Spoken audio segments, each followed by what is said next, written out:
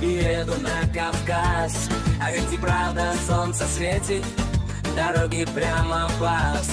А какие на Кавказе фрукты вкусные растут, в Европе знают точно, таких не продают. А какой там летом, ночью небосвод, словно подключен тысячам светодиод.